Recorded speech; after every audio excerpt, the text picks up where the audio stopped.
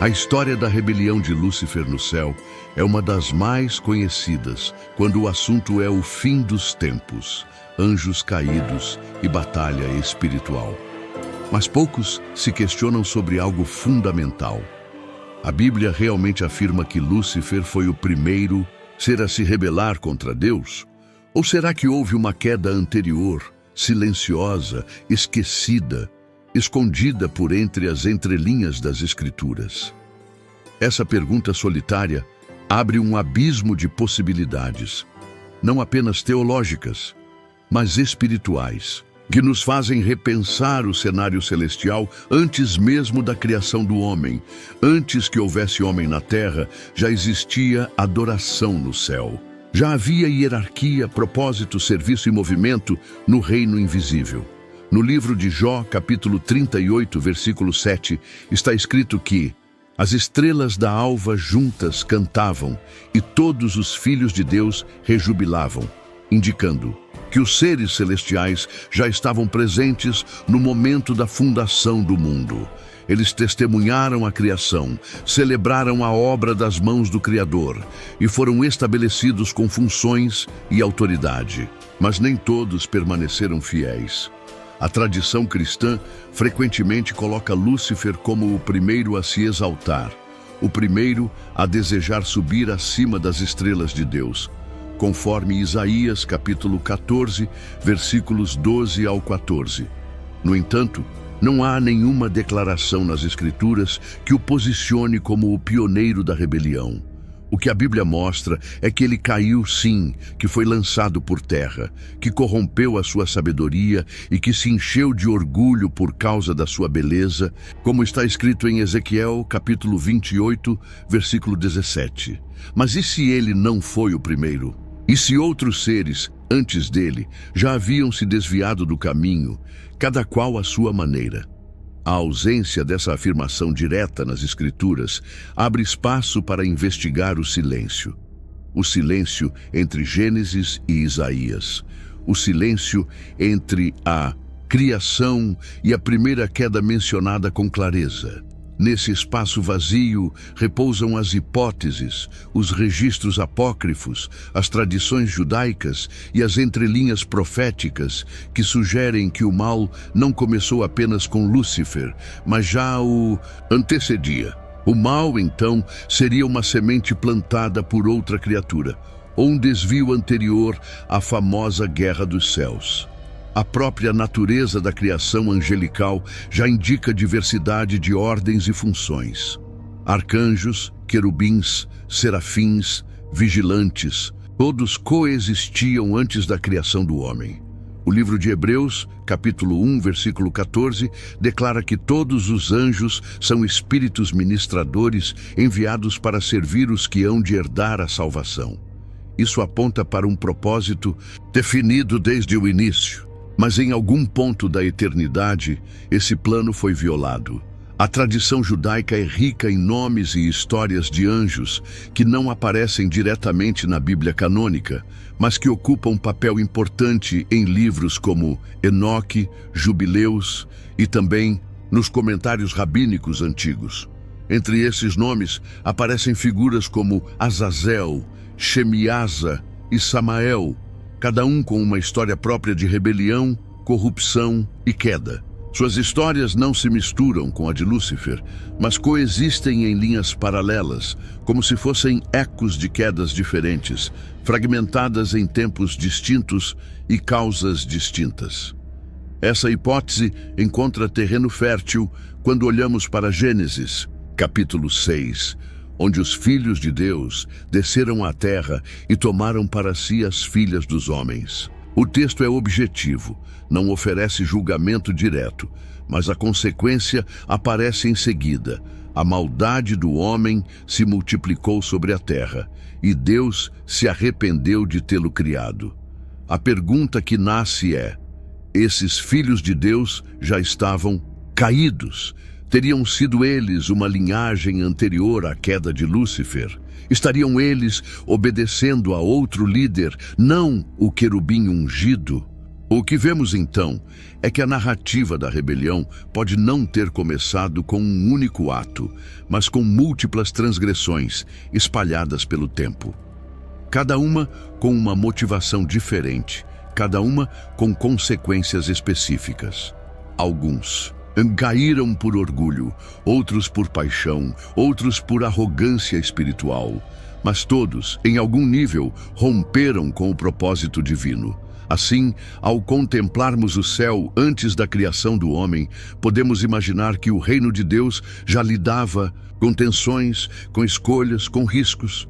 Não porque Deus fosse limitado, mas porque o livre-arbítrio também estava presente entre os anjos. Um céu onde os seres celestiais não eram autômatos, mas agentes morais livres, que podiam adorar ou se rebelar, obedecer ou resistir. E se Lúcifer apenas se levantou em meio a uma crise que já existia? E se ele não foi o primeiro, mas o mais visível, o mais brilhante, o mais belo, o mais carismático, mas não o pioneiro? A história talvez seja mais profunda do que fomos ensinados. E é nesse ponto que surgem figuras ainda mais antigas, nomes esquecidos, que foram lançados ao abismo muito antes do que se imagina. O mistério de Azazel, o primeiro a ser lançado ao abismo. Enquanto as Escrituras revelam a queda de Lúcifer como um acontecimento de grande impacto cósmico, existe outro personagem misterioso que parece ter sido julgado antes, lançado a um destino que precede até mesmo o julgamento final. Seu nome é Azazel. Pouco conhecido no meio cristão tradicional, seu nome aparece discretamente nas páginas do Antigo Testamento em um contexto de expiação, dor e separação. Mas o que há por trás desse nome? Por que a tradição judaica e os livros antigos o tratam com tamanha importância e temor? No livro de Levítico, capítulo 16, versículo 10, lemos: Mas o bode sobre que cair a sorte para Azazel será posto vivo perante o Senhor, para fazer expiação com ele e enviá-lo ao deserto para Azazel. Esse ritual, praticado no dia da expiação, consistia em colocar sobre o bode os pecados de toda a congregação e enviá-lo para o deserto. A presença de Azazel nesse cenário sugere que ele era uma figura associada à culpa coletiva, à impureza espiritual, à separação definitiva. Contudo, é nos textos do livro de Enoque, amplamente reconhecido entre os judeus antigos e citado indiretamente em Judas, versículo 14, que encontramos a verdadeira profundidade da identidade de Azazel. Ali, ele é apresentado como um dos líderes de uma rebelião celestial, um anjo caído que ensinou aos homens a arte da guerra, a fabricação de espadas, armaduras e escudos. Mais do que isso, Azazel também é acusado de introduzir a feitiçaria, a vaidade e os encantamentos entre os filhos dos homens. Enoque, capítulo 8, relata que Azazel ensinou aos homens a fazer espadas, facas, escudos e couraças, e lhes mostrou os metais da terra e como trabalhar com eles. Mas não apenas isso. Ele também teria revelado segredos celestiais, rompendo um limite divinamente estabelecido, contaminando a criação com conhecimento que deveria permanecer restrito aos céus.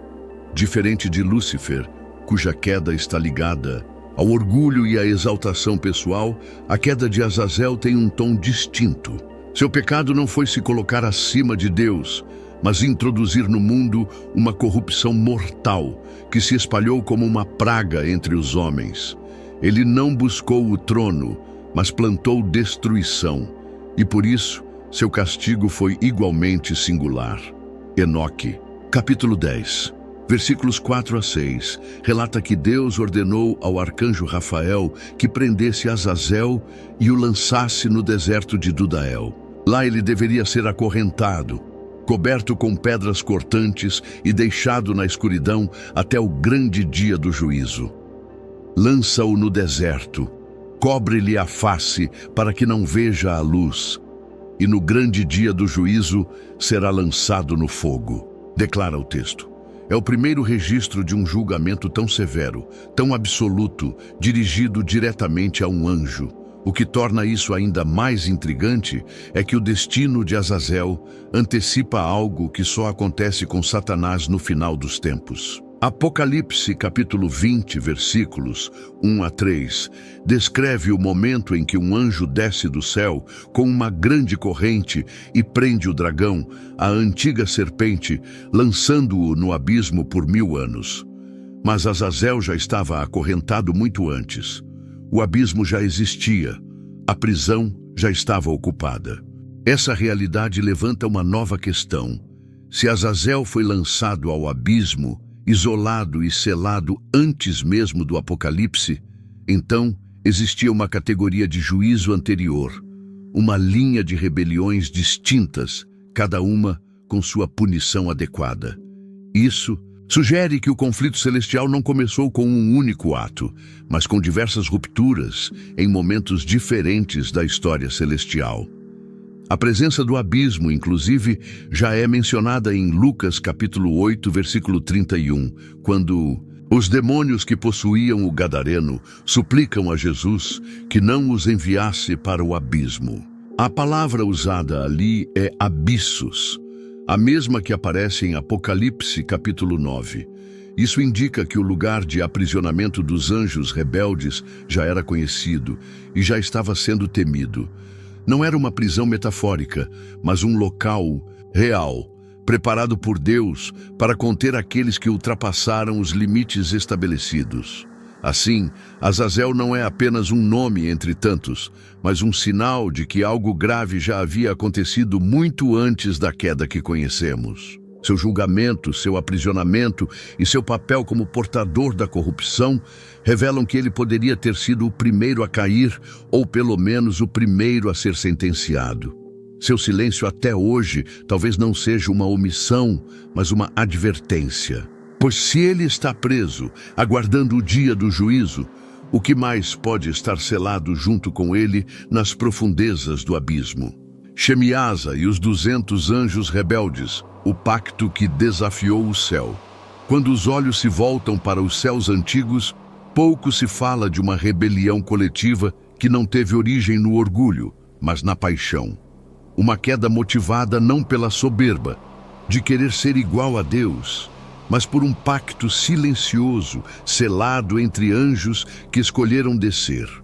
No livro de Gênesis, capítulo 6, versículos de 1 a 4, está escrito que os filhos de Deus viram que as filhas dos homens eram formosas e tomaram para si mulheres de todas as que escolheram. Este é o relato mais enigmático do Antigo Testamento, mas carrega dentro de si uma revelação que abala as fundações da compreensão tradicional da queda dos anjos. Esses filhos de Deus são tradicionalmente entendidos como anjos na tradição judaica antiga e no livro de Enoque. Segundo Enoque, capítulo 6, um grupo de 200 anjos desceu sobre o Monte Hermon, e ali juraram entre si jamais voltarem atrás, firmando um acordo solene de que todos iriam se corromper juntos. O líder dessa coalizão celestial era Shemiasa, um nome que ecoa como o de um general sombrio, aquele que liderou não com imposição, mas com convencimento. Ao contrário de Lúcifer, que se ergueu acima, Shemiasa se abaixou. Ele não quis tronos ou adoração, quis participar daquilo que não lhe foi dado, a carne, a beleza, o prazer. Os anjos, sob sua liderança, deixaram seus domínios celestes para habitar entre os homens, algo profundamente contrário ao plano de Deus. Judas, versículo 6, faz referência direta a esses seres, dizendo: "E aos anjos que não guardaram o seu principado, mas deixaram a sua própria habitação, reservou em prisões eternas, em trevas, para o juízo do grande dia." Essa queda não teve a forma de uma guerra, mas de um pacto. O Monte Hermon tornou-se o marco de um compromisso destrutivo. Dali nasceram os Nefilins, descritos como gigantes e poderosos que houve na antiguidade, homens de renome. Gênesis capítulo 6, versículo 4, mostra que não eram simples, humanos alterados, mas fruto de uma união profanada entre os céus e a terra. A corrupção se espalhou rapidamente. Os homens aprenderam segredos espirituais que não estavam preparados para conhecer. As mulheres foram enredadas em um ciclo de opressão e temor. E os próprios anjos rebeldes se viram em conflito com o Criador. O que torna esse episódio ainda mais impactante é a forma como Deus respondeu. Gênesis capítulo 6, versículo 5, diz que viu o Senhor que a maldade do homem se multiplicara sobre a terra e que toda a imaginação dos pensamentos de seu coração era só má continuamente. Esse contexto não foi causado apenas pela natureza humana, mas pela interferência desses seres celestiais. Foi um rompimento da ordem criada, uma violação que contaminou a criação em seu âmago.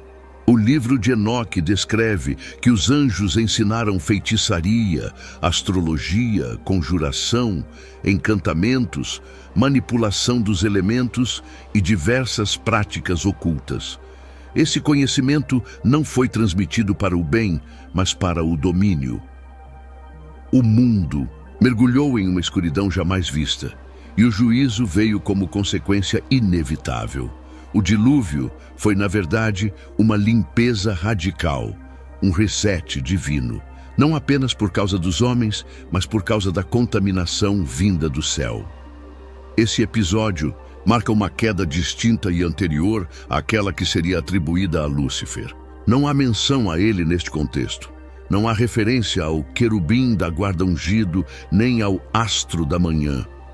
Aqui, os protagonistas são outros, com outro propósito, outra estrutura, outro tipo de desobediência.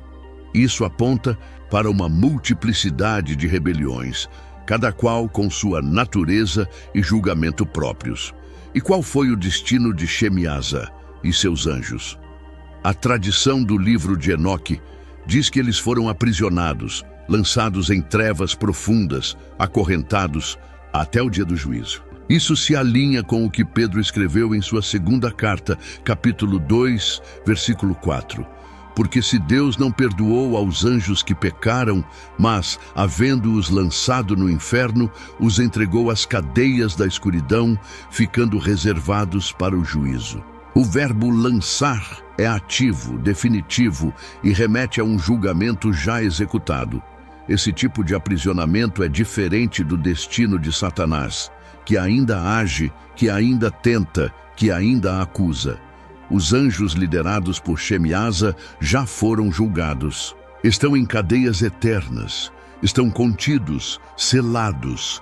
Isso reforça a ideia de que suas transgressões antecedem a rebelião mais popularizada por Isaías e Ezequiel. Essa anterioridade abre espaço para entender que o conflito entre céu e trevas não começou com um único ser, mas com uma sucessão de atos que violaram o plano eterno do Criador. Portanto, ao olharmos para Shemiasa, vemos não apenas um rebelde, mas um símbolo de uma rebelião silenciosa, oculta, motivada pelo desejo de possuir aquilo que jamais foi dado aos anjos. Ele não caiu do céu como um raio, como Lúcifer foi descrito por Jesus em Lucas, capítulo 10, versículo 18. Shemiasa desceu voluntariamente, contaminou a terra, firmou um pacto que atravessou gerações e terminou selado nas prisões eternas. Contudo, ainda resta outro nome nas tradições mais antigas. Um nome que também se moveu entre os céus e a terra, não por amor, não por sedução, mas por oposição direta ao plano divino. Um acusador, um espírito de morte, uma figura ativa desde o Éden e que jamais deixou de agir. Samael, o acusador antes da rebelião oficial. Entre as sombras do relato bíblico, há uma figura que opera nos bastidores da história humana desde os primeiros dias da criação. Ele não aparece com a clareza de Lúcifer, nem com a notoriedade de Azazel ou Shemiasa, mas sua presença é constante, persistente, silenciosa. Seu nome é Samael. E para compreendê-lo, é necessário ir além das páginas visíveis da Escritura, mergulhar nas tradições hebraicas mais antigas, onde ele é descrito não apenas como um adversário, mas como o próprio agente da morte, um espírito de oposição que se manifestava muito antes da queda do querubim ungido. Samael é citado nas tradições rabínicas como o anjo que acompanhava a serpente no Éden. Em algumas interpretações, ele é identificado com a própria serpente, não como metáfora, mas como uma entidade consciente, envolta em engano e rebelião. A queda do homem, nesse contexto, não teria sido provocada apenas por Lúcifer, mas por uma outra inteligência espiritual que se apresentou como conselheira de Eva. Gênesis capítulo 3, versículos 1 a 5, registra o diálogo. É assim que Deus disse: não comereis de toda a árvore do jardim? Certamente não morrereis. Essa proposta carregava não apenas mentira, mas ousadia. Era a afirmação de que o plano de Deus estava incompleto, de que havia algo além do que o Criador permitira ao homem conhecer. E se Samael, conforme interpretam os escritos judaicos antigos, foi a mente por trás dessa articulação, então sua rebelião já se manifestava muito antes da queda descrita por Isaías. A tradição do Talmude e os textos da Cabala descrevem Samael como um anjo de alto posto, com acesso direto à presença divina, mas que agia como acusador, oponente, executor de juízos e portador da morte. Essa ambiguidade o torna ainda mais enigmático. Ele não foi expulso do céu como Lúcifer, nem lançado em prisões eternas como os anjos de Shemiasa. Ele continuou atuando, ora como servo da justiça divina, ora como instrumento de tentação. Em Jó, capítulo 1, versículos 6 a 12, vemos uma figura que se apresenta diante de Deus para acusar o justo. O texto não o nomeia como Samael, mas a descrição é compatível. Satanás veio também entre eles. Porventura teme Jó a Deus de balde? O acusador age com liberdade, movendo-se entre os céus e a terra, questionando a retidão dos homens. Esse papel de Satanás, que em hebraico significa adversário, se encaixa perfeitamente nas descrições antigas de Samael. Ele é aquele que questiona, que tenta, que insinua. Não se rebela com violência ou exaltação, mas com insinuação, sutil, com dúvida, com provocação. É o tipo de rebelião que não se manifesta em guerra, mas em infiltração. O tipo mais perigoso de oposição, pois se disfarça de justiça, de zelo, de interesse pela verdade. Ainda mais revelador é o fato de que Samael é associado à morte em diversas fontes judaicas. Ele seria o anjo responsável por ceifar vidas, o executor da penalidade do pecado. Em Hebreus, capítulo 2, versículo 14, lemos que o diabo tinha o poder da morte e que Cristo o destruiu pela sua própria morte na cruz. Essa declaração pode ser lida à luz das tradições que colocavam Samael como aquele que portava esse domínio. Mas se Samael já operava desde o Éden, se já conduzia a serpente e se apresentava diante de Deus como acusador, então sua rebelião já era uma realidade anterior.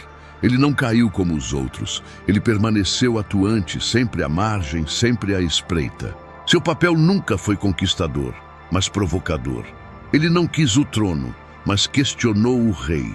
Não quis ser adorado, mas desejava ver a criação tropeçar. Essa atuação é sutil, mas poderosa. Pois enquanto Lúcifer é descrito como aquele que desejou subir acima das estrelas de Deus, Samael aparece como aquele que empurra os homens para longe da vontade divina. E isso, por si só, é um tipo de rebelião, uma resistência ao plano do Criador. Não com confronto direto, mas com corrupção silenciosa. sua permanência em operação até os dias de hoje aponta para algo ainda mais profundo. Se ele nunca foi lançado fora, se nunca foi acorrentado, se nunca foi retirado de circulação, isso pode indicar que sua presença faz parte de um plano maior, ainda não encerrado. Talvez ele não tenha se rebelado por completo, ou talvez seu julgamento ainda esteja por vir. Samael, então, se torna um símbolo da tensão entre justiça e tentação, entre acusação e redenção. Um ser que representa uma oposição constante, anterior à queda de Lúcifer, mas ainda atuante. Seu nome pode não aparecer nos textos canônicos, mas seu rastro está presente desde o princípio. E enquanto ele se movia nos bastidores da história, outras peças do conflito celestial eram movidas em silêncio. Nos céus, enquanto os olhos humanos ainda não haviam sido abertos, outros movimentos começavam a se desenhar. Profetas, milhares de anos depois, receberiam visões que revelariam a verdade por trás de muitos desses mistérios. Mas mesmo essas revelações só viriam a público após um longo silêncio. O silêncio entre Gênesis e Isaías. A rebelião oculta. Antes de continuarmos, se este conteúdo tem abençoado sua vida, curta, comente e compartilhe. Seu amém nos comentários faz toda a diferença para alcançarmos mais pessoas. Se inscreva no canal e, se quiser abençoar o canal, deixe um. Valeu demais de qualquer valor, ou se torne membro. Assim, continuamos investindo em pesquisa e melhorias para abençoar ainda mais a sua vida. Continuando, à medida que avançamos pelas páginas iniciais da Escritura, algo se torna cada vez mais evidente. Entre a criação do mundo e as declarações proféticas sobre a queda do querubim, há um silêncio denso, prolongado, quase desconfortável. Não se trata de ausência de narrativa, mas da ausência de uma resposta direta à pergunta mais antiga: quando e como começou a rebelião nos céus? O livro de Gênesis apresenta com clareza a criação da terra, do homem, do jardim, da serpente, da queda e do julgamento divino. Mas nenhum capítulo, nenhum versículo narra explicitamente a origem do mal no céu. Não há menção direta a Lúcifer ou a qualquer rebelião angelical. A serpente aparece de forma súbita, ativa, consciente, articulada. Já é maligna, já é astuta, já conhece o bem e o mal. Isso levanta a pergunta: onde está a origem dessa corrupção? Onde se narra a sua ascensão e queda? O silêncio é estratégico. Não é omissão, mas proteção. A revelação se desenrola de forma progressiva, intencional. Deus não expõe todas as peças do tabuleiro no primeiro ato da história humana. Há mistérios que só serão revelados quando o tempo estiver maduro. E a queda do anjo de luz, por mais impactante que seja, é apresentada apenas séculos depois, nas palavras proféticas de Isaías e Ezequiel. Em Isaías, capítulo 14, versículo 12, lemos: Como caíste do céu, ó estrela da manhã, filho da alva! Como foste lançado por terra, tu que debilitavas as nações! É a primeira vez que a linguagem inspirada conecta a queda de um ser celestial com orgulho, exaltação e desejo de subir acima das estrelas de Deus. Ezequiel, capítulo 28, por sua vez, revela detalhes ainda mais profundos. Perfeito eras nos teus caminhos, desde o dia em que foste criado, até que se achou iniquidade em ti. Tu eras querubim ungido para proteger, e te estabeleci. Mas por que tais revelações vieram tão tarde?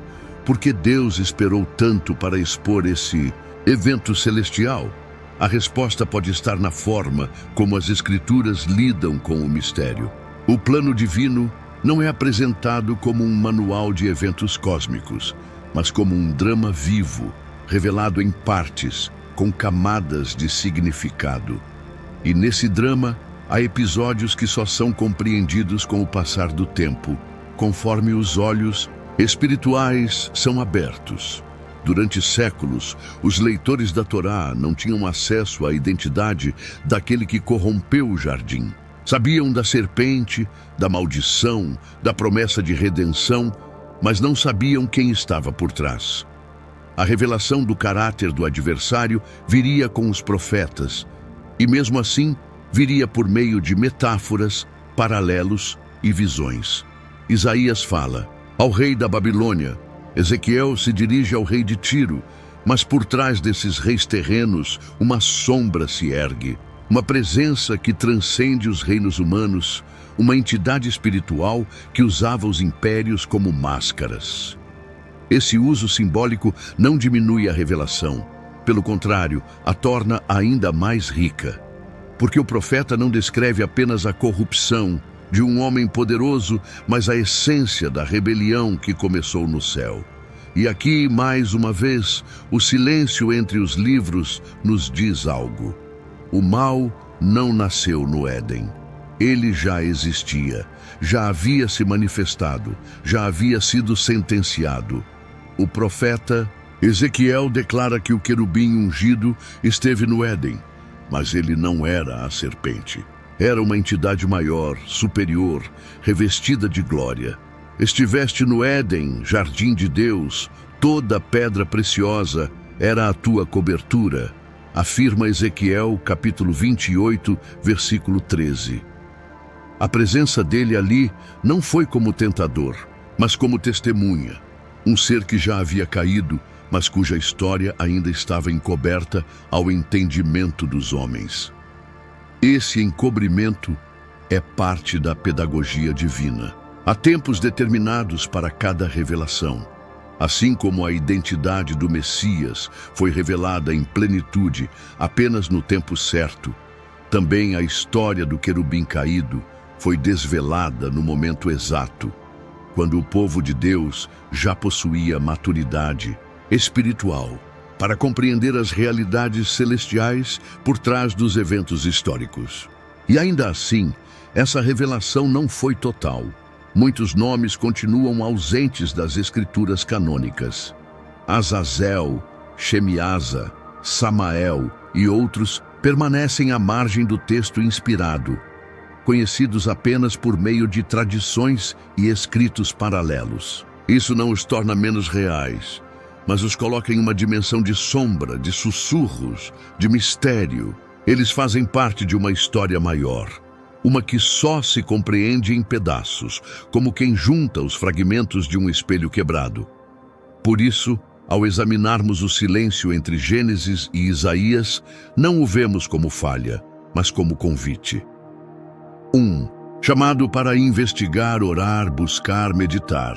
Um lembrete de que há mais do que os olhos podem ver, que nem toda batalha é visível, que nem toda queda foi registrada em letras. E assim como o passado carrega revelações ocultas, o futuro trará novas luzes.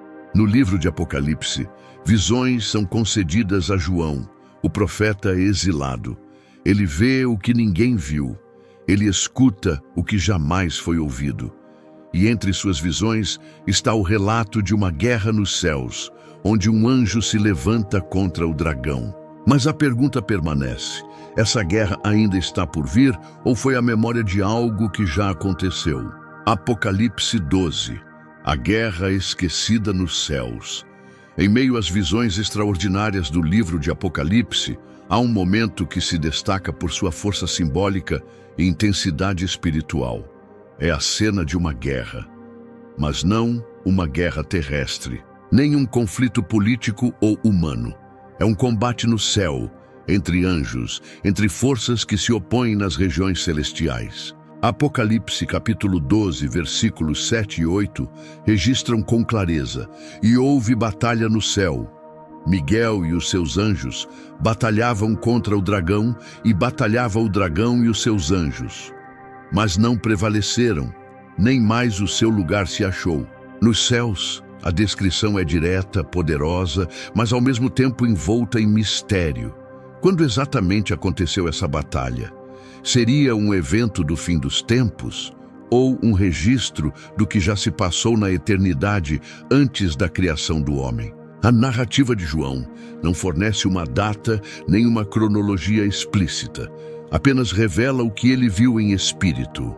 E justamente por isso, esse texto se torna uma das peças-chave para compreender a possibilidade de que a rebelião nos céus teve mais de um capítulo, mais de um líder, mais de uma batalha. A figura do dragão, apresentada no versículo 9, é identificada como a antiga serpente, chamada o Diabo e Satanás, que engana todo o mundo. Essa é a primeira vez que as Escrituras ligam todos esses nomes em uma única entidade. Mas a palavra usada para dragão, no original grego, drakon, carrega o sentido de uma criatura feroz, monstruosa, um símbolo de poder distorcido. E o texto deixa claro que ele não estava sozinho. Ele tinha seus próprios anjos, anjos que o seguiram, anjos que batalharam contra Miguel. O detalhe mais intrigante está justamente no fato de que esse dragão já está presente no céu. Ele não invade, ele já está lá. Isso sugere que essa não é uma queda original, mas sim o fim de um ciclo de permissividade, onde esse ser e seus seguidores ainda ocupavam lugar nas regiões celestes, talvez como acusadores, talvez como opositores. Essa teoria se alinha com o livro de Jó, capítulo 1, onde Satanás aparece no meio dos filhos de Deus diante do trono, como parte de um conselho celestial. Mas em Apocalipse 12, esse tempo chega ao fim. Miguel, o arcanjo guerreiro, aquele que representa a autoridade de Deus sobre os exércitos celestiais, se levanta com seus anjos e trava uma guerra definitiva. Não há trégua, não há diplomacia. O resultado é a expulsão total. Nem mais o seu lugar se achou nos céus. O que era tolerado agora é rejeitado. O que era permitido agora é removido. O céu se torna novamente puro. Se essa batalha ocorreu antes da queda do homem, então ela representa o primeiro grande rompimento nos céus. E se foi posterior, ela marca o fim da presença do acusador na dimensão celestial. Em ambos os casos, aponta para uma realidade profunda. A rebelião nos céus não se deu em um único ato, mas em fases, em momentos distintos, cada um com suas próprias implicações. Miguel aparece nas Escrituras como o defensor do povo de Deus. Em Daniel capítulo 12, versículo 1, lemos que, naquele tempo se levantará Miguel, o grande príncipe, que se levanta pelos filhos do teu povo. Ele não é apenas um guerreiro, mas um protetor, um representante da justiça divina. Sua ação em Apocalipse 12 mostra que a justiça de Deus não é apenas exercida na terra, mas também no céu. A purificação do reino começa nas alturas antes de se manifestar no plano humano. A mulher vestida de sol, que aparece no início do capítulo, é interpretada por muitos como símbolo de Israel, a nação da aliança, a portadora da promessa. O dragão tenta devorar o filho que ela gera, mas ele é arrebatado para Deus e para o seu trono. Essa cena aponta para o nascimento do Messias e sua ascensão, mas também revela a perseguição contínua que a serpente promove contra os descendentes da mulher. No versículo 10, uma voz se ouve no céu, proclamando: agora é chegada a salvação e a força e o reino do nosso Deus e o poder do seu Cristo, porque já o acusador de nossos irmãos é derrubado, o qual diante do nosso Deus os acusava de dia e de noite. Essa é a consequência direta da guerra, a expulsão do acusador, a cessação de sua voz diante do trono. Mas, novamente, o tempo desse evento permanece velado. João está em espírito, vendo cenas que transcendem o tempo linear. Ele contempla realidades eternas, visões que tocam o passado, o presente e o futuro simultaneamente. Isso reforça a possibilidade de que essa batalha seja, na verdade, a lembrança de um conflito primordial, uma memória do céu registrada na eternidade. E se for assim, então a guerra entre Miguel e o dragão não foi um momento isolado, mas em parte de uma série de eventos que marcaram a história do céu. Antes de Lúcifer, antes da serpente no Éden, antes do dilúvio, já haviam conflitos celestiais acontecendo. Conflitos que deixaram cicatrizes no reino invisível e que culminariam em julgamentos ainda maiores.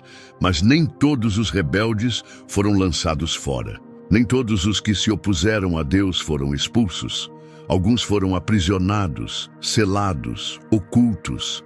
Em Apocalipse, capítulo 9, lemos que um anjo recebe a chave do abismo.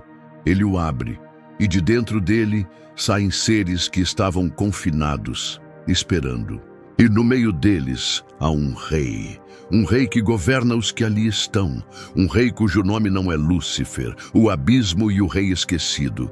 Quem governa os prisioneiros celestiais? O livro de Apocalipse não apenas revela o futuro, mas também escancara realidades espirituais que estão ocultas sob a superfície da história humana. E entre as imagens mais perturbadoras e enigmáticas desse livro está a do abismo. Local sombrio, selado, profundo, um lugar de aprisionamento reservado para seres que transcendem qualquer descrição humana. Mas o que há de fato nesse abismo? Quem está lá dentro? E por que há um rei que governa esse domínio subterrâneo, um rei que não é Lúcifer? Em Apocalipse capítulo 9, versículos de 1 a 11, João descreve uma cena de julgamento. Uma estrela cai do céu à terra, e a ela é dada a chave do poço do abismo.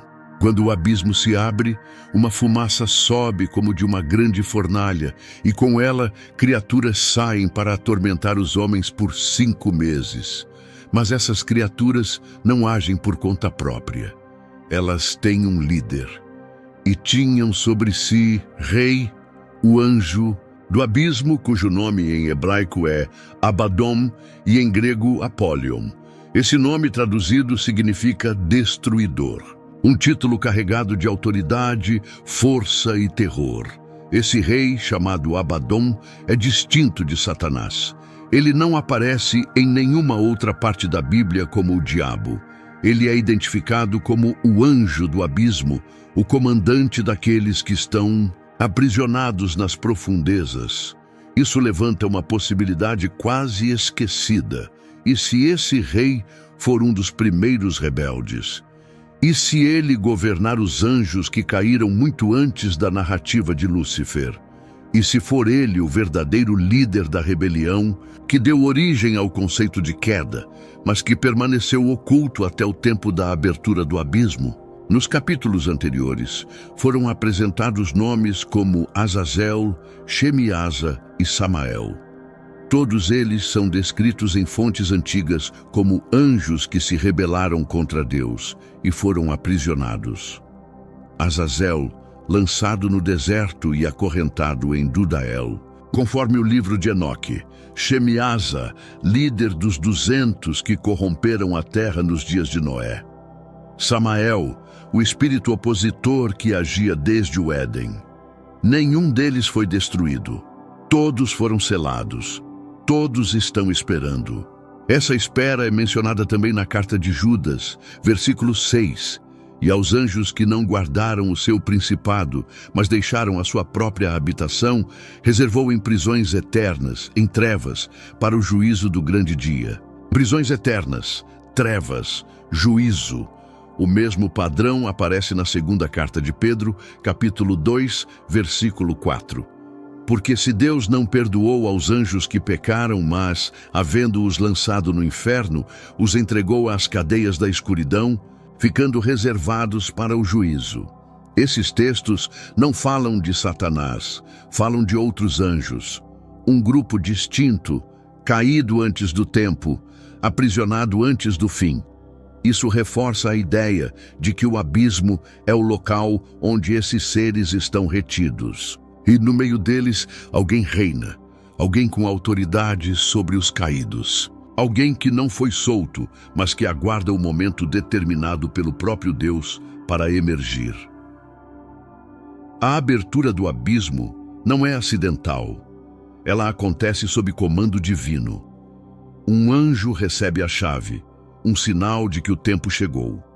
Quando ele abre, o que sai não é simbólico. São criaturas descritas com detalhes, rostos como homens, cabelos como mulheres, dentes como leões, asas que soam como carros de guerra. Elas têm um propósito definido: tormento. Não matam, apenas fazem sofrer. É como se fossem emissárias do juízo, instrumentos da ira divina, portadoras de uma dor que serve de prelúdio ao julgamento final. Esse tormento é direcionado aos homens que não têm o selo de Deus. É um ataque espiritual, uma consequência da rejeição à verdade. Mas por trás das criaturas está o rei, um comandante silencioso, cujo nome está registrado apenas uma vez, mas cujo impacto é imenso. Abaddon, o destruidor. Ele não é mencionado como um servo de Deus, mas como um anjo do abismo. Isso o distingue dos demais anjos que executam juízos divinos. Ele é parte daquilo que está selado, parte daquilo que foi preso, parte de um ciclo anterior à história conhecida. E se Abaddon for Azazel, aprisionado desde os dias de Enoque, ou Shemiasa, selado após o dilúvio, ou mesmo uma entidade ainda mais antiga, esquecida, jamais mencionada diretamente nas Escrituras, a Bíblia não responde. Ela apenas mostra que ele está lá, que ele governa, que ele aguarda e que, quando for solto, trará consigo uma onda de tormento como nunca houve sobre a terra. O mais inquietante dessa revelação é que o abismo não foi criado no final dos tempos. Ele já existia, já era conhecido pelos demônios, como mostra Lucas capítulo 8, versículo 31, quando rogam a Jesus e rogavam-lhe que não os mandasse para o abismo. O temor ao abismo era real, era conhecido, era evitado, porque os que estão lá não estão mortos, estão confinados, esperando. O fato de haver um rei nesse lugar sugere que o abismo não é apenas uma prisão, mas um reino, um território, onde uma hierarquia foi estabelecida mesmo sob julgamento. Isso levanta a possibilidade de que a rebelião que ocorreu antes da queda de Lúcifer tenha sido mais organizada, mais estruturada, mais profunda. Uma rebelião tão séria que Deus não apenas julgou seus líderes, mas os separou completamente, os trancou, os selou, os removeu da história até o momento do juízo. E quando esse momento chegar, eles serão soltos. Não para reinar, mas para cumprir um último papel no plano divino, um papel de juízo, de colheita, de testemunho contra um mundo que rejeitou a luz. O rei do abismo será conhecido, não como o verdadeiro governante do universo, mas como o reflexo mais sombrio do que acontece quando seres criados escolhem desafiar o eterno. E se ele foi o primeiro a cair, o mais antigo a se rebelar, o mais perigoso entre os aprisionados, então sua história ainda está sendo escrita. Porque o juízo não será apenas sobre os homens, mas sobre os céus, sobre os anjos, sobre os tronos. E nesse dia, o nome de Abaddon será lembrado não como o início do mal, mas como um eco de uma rebelião esquecida, revelada enfim para todos os céus e todas as nações. Entre as páginas silenciosas das Escrituras e as linhas invisíveis da eternidade, há histórias que não foram totalmente reveladas aos olhos humanos.